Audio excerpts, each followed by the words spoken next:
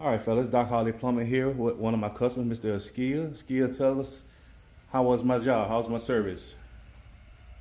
Oh, so it's already on? Yes, sir. Okay, I must say that I called him yesterday, and without hesitation, the brother came over because we had an emergency, water spewing all over the place.